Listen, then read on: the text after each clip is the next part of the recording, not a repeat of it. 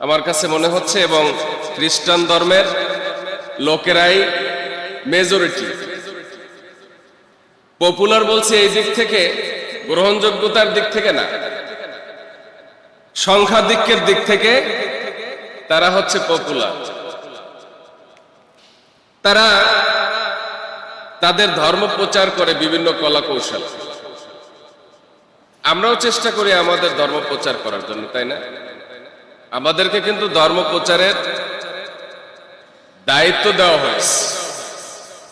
আমাদেরকে খলিফা হিসেবে জমিনে আল্লাহ তাআলা সৃষ্টি করেছেন। খলিফা শব্দের অর্থ হচ্ছে প্রতিনিধি, আর প্রতিনিধির কাজ হচ্ছে আঞ্জাম দেওয়া, পৌঁছে দেওয়া, বাণী পৌঁছে দেওয়া। তো যাই হোক, খ্রিস্টান ধর্মের লোকেরা মানুষদের কাছে, ভিন্ন ধর্ম অবলম্বীদের কাছে তারা দাওয়াত দেয়, এবং দাওয়াত দিতে গিয়ে বলে যে ইসলাম ধর্মের চেয়ে খ্রিস্টান ধর্মের গ্রহণযোগ্যতা বেশি, ইসলাম ধর্মের চেয়ে খ্রিস্টান ধর্ম পুরাতন, এই ধর্ম পূর্ব থেকেই চলে আসছে, সুতরাং এই ধর্মের দিকে তোমরা চলে আসো। এই দাওয়াত পাওয়ার পরে আমাদের দেশের অ্যানালাইসিসেও দেখা যায় যে তাদের এই দাওয়াতে ধর্মান্তরিত হচ্ছে অনেক। বিভিন্ন ধর্ম থেকেও আসে, মুসলমানরাও ধর্মান্তরিত হয় দুর্ভাগ্যজনক বশত।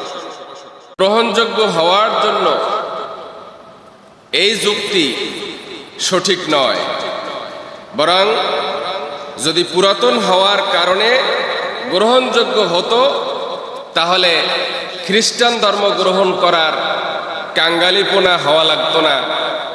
মানুষেরা পুরাতন দেখে যৌক্তিক মনে করে হিন্দু ধর্ম গ্রহণ করত।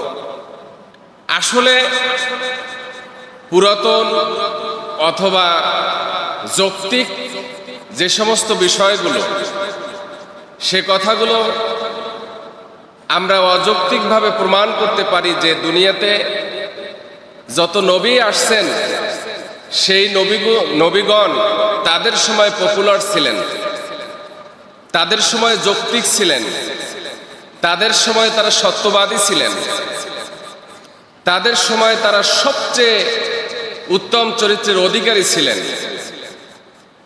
সেই সমস্ত নবীদের ধর্মকর্ম বর্তমান সময়ে পরিত্যাজ্য। বর্তমান সময়ে সেই ধর্মকর্মের উপরে যদি কেউ এস্টাবলিশ থাকে, তাহলে তার জন্য নাজাতের কোনো ফয়সালা নাই, নাজাতের কোনো বার্তা তাদের জন্য নাই। এখন নিয়মটা হলো, লেটেস্ট সংস্করণ যখন চলে আসে, তখন পূর্বের সব কিছু মূল্যহীন হয়ে পড়ে। কথা ঠিক কিনা বলেন?